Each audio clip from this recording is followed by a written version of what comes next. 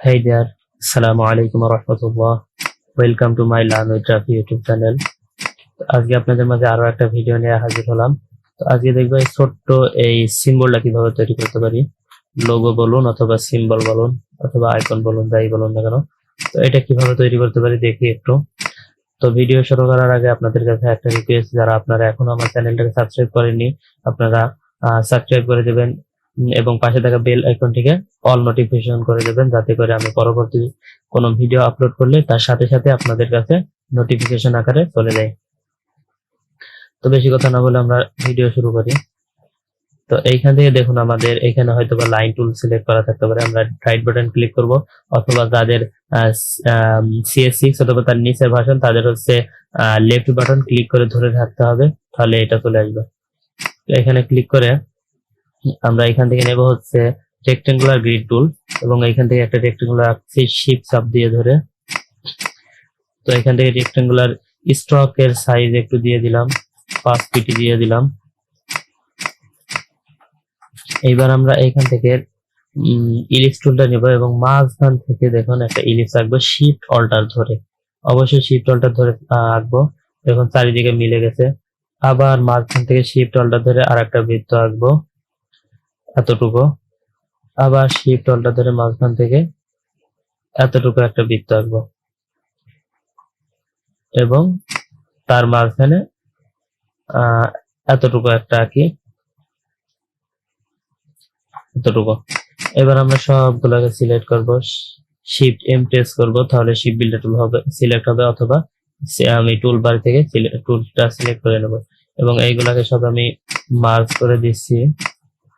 দেখুন এগুলা সবগুলো মিলিয়ে দিচ্ছি। এবার এই দিকে যাব, এইখান থেকে এই দিক দিয়ে যাব, এই দিক দিয়ে এটাও মিলিয়ে দিলাম। তো দেখুন আমাদের কাজ হয়ে গেল।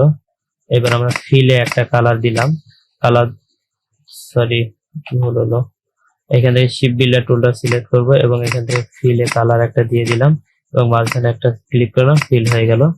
তো এটাকে আমি বাইরে বার করছি এবং সবগুলোকে ডিলিট করে দিচ্ছি। এইটার স্টক কালারটাকে অফ করে দিচ্ছি, শিফট অল্টার ধরে আমি একটু ছোট করে দিলাম, এবং এইটাকে কি করব, একটা অল্টার ধরে কপি করে নেব, রাইট বাটন ক্লিক করব, ট্রান্সফর্ম, এইখান থেকে হচ্ছে রিফ্লেক্ট, এইখান থেকে ভার্টিক্যাল, দেন এখান থেকে কপি, কপি করা লাগতো না, আচ্ছা যাই হোক। এখান থেকে আবার রাইট বাটন ক্লিক, ট্রান্সফর্ম থেকে রিফ্লেক্ট, এখান থেকে হরিজন্টাল সিলেক্ট করে ওকে দেব। তো দেখুন আমাদের সিলেক্ট হয়ে গেল। এবার আমরা কি করব, কন্ট্রোল ওয়াই চাপ দিব, কন্ট্রোল ওয়াই চাপ দিয়ে আউটলাইন মোডে গেলাম এবং এইখান থেকে এইটা মিলিয়ে দিচ্ছি, সবগুলো মিলে গেছে। কন্ট্রোল ওয়াই দিয়ে আবার ভিজিবল মোডে আসলাম, এইটাকে সিলেক্ট করলাম, করার পর অবজেক্ট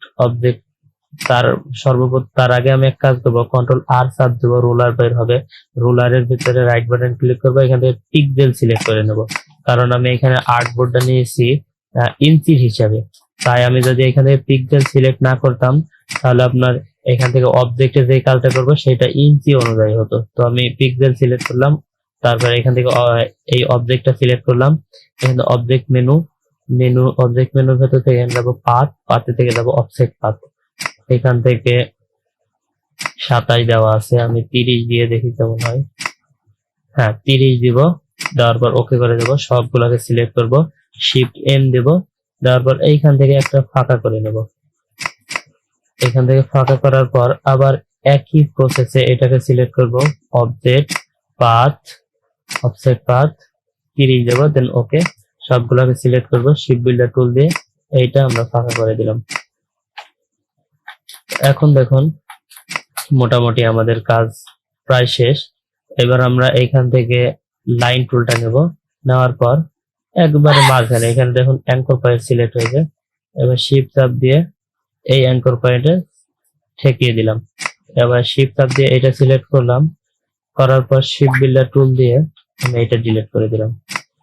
দেখুন আমি স্টকটাও ডিলিট করে দিচ্ছি। এখন আমি কালারটা চেঞ্জ করব, এইটার একটা কালার দিলাম এবং এইটার আর একটা কালার দিলাম, খুব সহজে করে ফেললাম।